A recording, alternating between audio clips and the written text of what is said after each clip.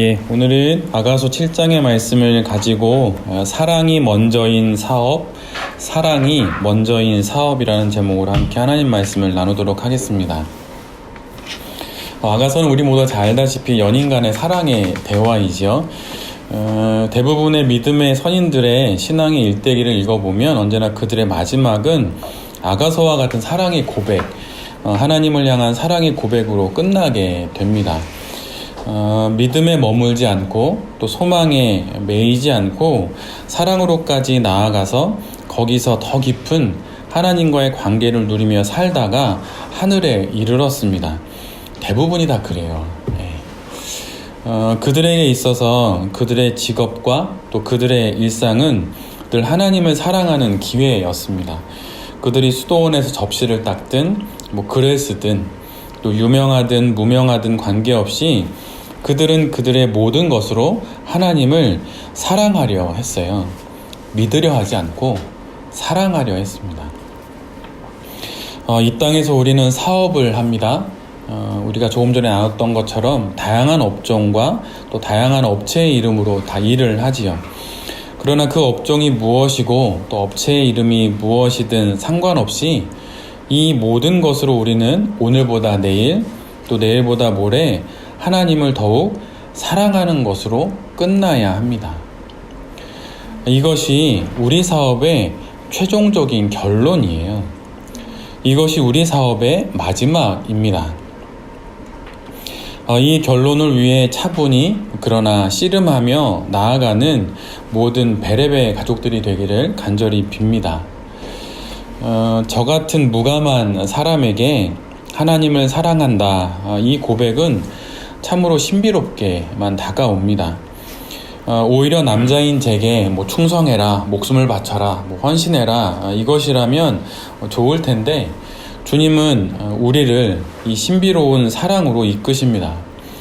우리를 일만 시키시고 또 비전을 이루는 것으로 부르시지 않으셨어요.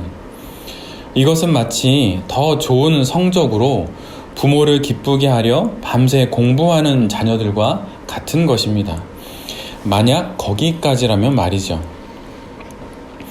우리가 전하는 구원이 무엇이겠습니까? 그것은 하나님과의 사랑의 관계, 그리고 이 사랑을 이루기 위해 하나님이 하신 일을 전하는 것입니다.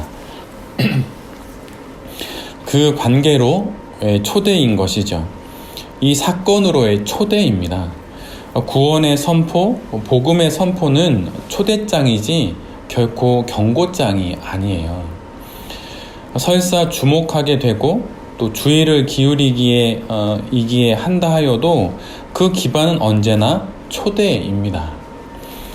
그래서 제가 남자여서 그런지 그래서 때로는 여자 성도님들이 하나님에 대해서 갖는 정서적인 따뜻함, 그런 것들은 정말 갖고 싶어요. 제 아내는 이제 미술을, 서양화를 전공을 했는데 아내는 기본적으로 그런 게 좀 잘 되는 편이에요. 타고난 달란트가 이제 그런 거라서 그런 거죠. 근데 하나님의 말씀을 이제 보는 저의 입장에서는 하나님은 늘 언제나 모든 사람들을 그런 사랑으로까지 이끄시기를 원하세요. 그래서 하나님은 언제나 우리를 초대하시죠. 경고하시지 않습니다. 우리의 사업이 바로 그런 초대장의 역할을 하는 것입니다. 하나님과의 사랑의 초대장으로서의 역할을 사업가인 내가 하고 나의 사업체가 그렇게 쓰임을 받는 것이죠. 내 구주 예수를 더욱 사랑, 엎드려 비는 말 이것일세. 내 진정 소원은 내 구주 예수를 더욱 사랑, 더욱 사랑. 어릴 적에 제가 교회를 다닐 때 찬송가가 좋은 찬송가가 있으면 이렇게 모서리를 접어놨었어요. 근데 이 찬송가도 제가 중고등학생 때 이 찬송이 너무 좋더라고요.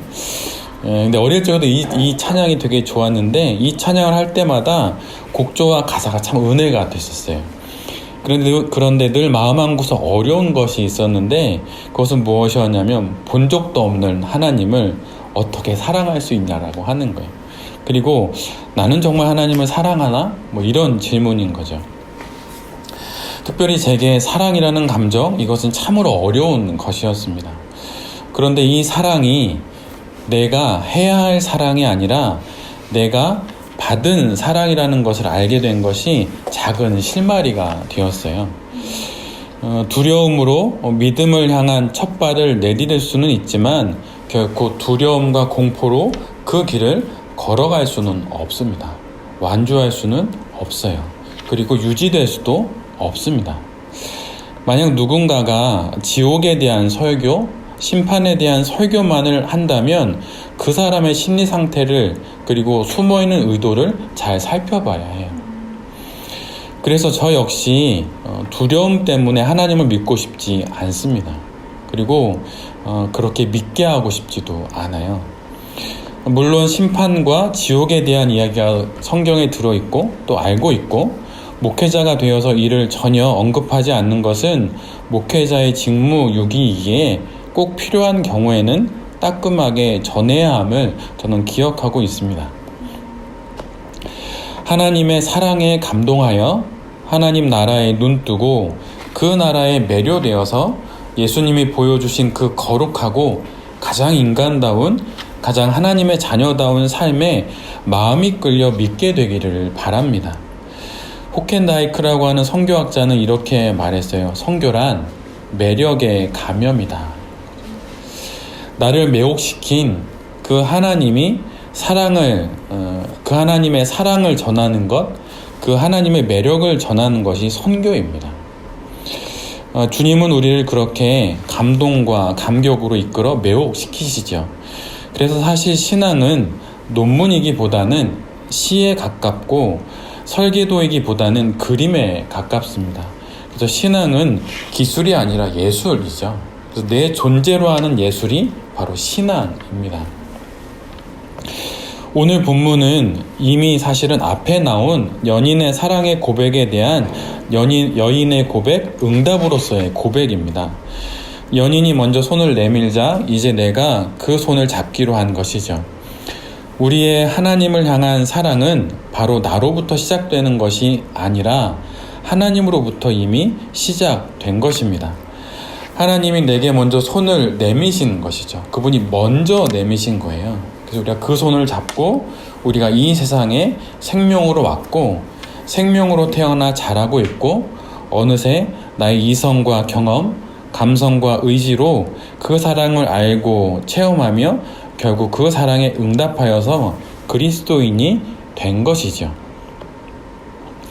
오늘 본문 10절의 말씀 나는 내 사랑하는 자에게 속하였도다 라고 하는 이 말씀은 계약을 나타내는 공식 문장에 해당이 됩니다.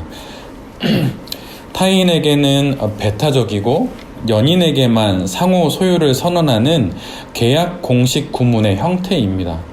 다른 어느 누구와도 나누거나 공유할 수 없는 하나님과 우리의 사랑을 말하고 있는 것이죠. 내가 그렇게 하나님께 속해 있는 것입니다.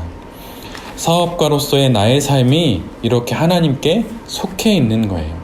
내 사업이 그렇게 하나님께, 내가 사랑해야 하는 날 먼저 사랑하신 하나님께 속해 있는 것입니다. 지난주에 베렉 가족들은 어느새 1년이 지나서 부동산 임대 계약서를 다시 작성을 했죠. 그 계약서의 6조는 다음과 같은 내용입니다. 임차인은 자신이 세운 기업의 제사장으로서 그 책임을 다하며 베이직 랩 공동체의 일원이 된다. 이런 임대 계약 내용이 있는 곳은 아마 없을 듯 합니다. 우리 모두는 이 계약서를 통해서 우리가 이곳에 왜 모이게 되었는지를 다시 생각하게 되지요. 사업은 나의 삶에서 일어나지만 하나님 중심적이어야 합니다. 사업은 사회 속에서 또 문화 속에서 또 상업적으로 이루어지지만 하나님 중심적이어야 합니다. 그래서 사업에는 실패하더라도 하나님 사랑에는 실패하지 않아야 합니다. 목회에서 실패하더라도 하나님 사랑에는 실패하지 않아야 합니다. 물론 둘 다 잘 되면 정말 좋겠죠. 사업도 잘 되고 목회도 잘 되고 하나님 사랑도 성공하고 그러면 좋겠죠. 그러나 중요한 것은 늘 하나님 사랑이 먼저라고 하는 거예요. 왜냐하면 하나님께서도 우리를 사랑하시기 때문에 우리를 위해 일하시기 때문입니다. 삶이 통째로 일에 빨려 들어가는 오늘날의 상황 속에서 내 일과 사업이 어떤 계약에 있는지 알아야 합니다. 나의 사업이 맺고 있는 하나님과의 계약이 때로는 나의 한계처럼 느껴질 수 있지만 실은 그것이 바로 내 사업의 안전장치입니다. 제가 얼마 전에 읽었던 결혼 내 안의 그대라고 하는 책에 이런 문장이 있더라고요. 부부는 아주 사소한 일이 심각한 위기로 발전할 때까지 너무나 자주 서로의 존재를 무시하고 방치해 둡니다. 내 사업이 사업가인 내가 하나님과의 사랑의 관계, 그 계약 안에 있음을 잊고 이 관계가 심각한 위기로 발전할 때까지 사업의 현장에서 너무나 자주 하나님의 존재를 잊고 또 때로는 무시하고 방치해 두는 것은 아닌지 생각해 봐야 합니다. 우리 모두의 사업 그리고 목회는 하나님의 나를 향한 사랑 그리고 그 사랑에 대한 나의 응답 그 위에 놓여 있어야 합니다. 이 길을 잘 걸어가는 베레베 모든 가족들과 또 이 말씀을 전하는 제 자신이 될 수 있기를 간절히 기도드립니다. 아멘.